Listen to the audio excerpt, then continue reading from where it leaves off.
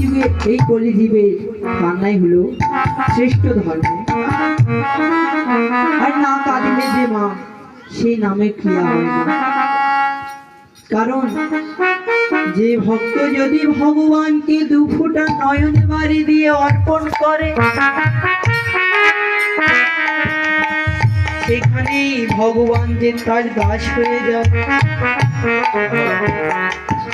তাই ভগবান বললেন, ভক্ত অঙ্গ আমার কোনো ভেদি না, ভেদি না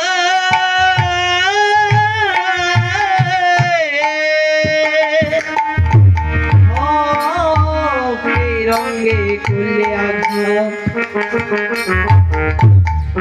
আমি নিজে ব্যথা পাই, নিজে ব্যথা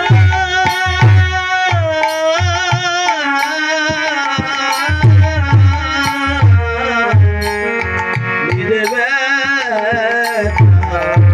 পাই। আরো বললেন, কি বললেন? ভক্ত আমায় যেদিন খাওয়াই,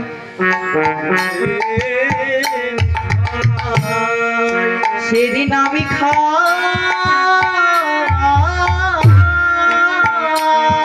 আমি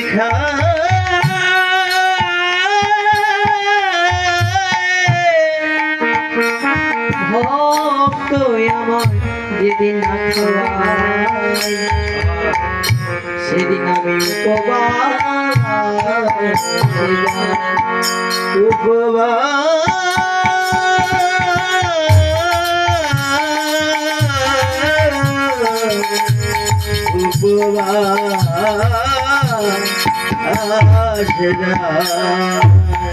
ভক্তি অঙ্গ আমার অঙ্গ কোনো ভেদি না, ভক্তি অঙ্গে করলে আঘাত, আমি নিজে ব্যথা পাই।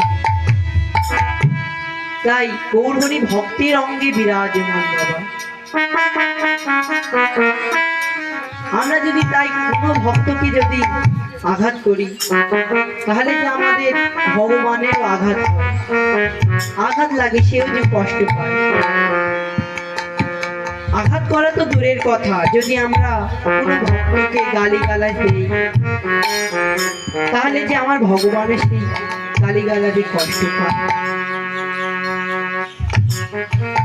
তিনি প্রমাণ দিয়ে গিয়েছিলেন হিরণ্যকশিপুকে বধ করে। হিরণ্যকশিপু প্রহ্লাদকে বলেছিলেন যে, প্রহ্লাদ, তোমার ভগবান কি এই স্ফটিকের মধ্যেও আছে, এই জড় পদার্থের মধ্যে আছে? তখন প্রহ্লাদ বলছে, বাবা, যে ভক্ত ভগবানকে ভালোবাসে, যে ভক্ত ভগবানকে দেখার মতো দেখতে পারে, ভগবান যে তাকে সবখানে সেখানে দেখে। তাই প্রহ্লাদ বলেছিলেন, হ্যাঁ, আমার ভগবান এই স্ফটিকের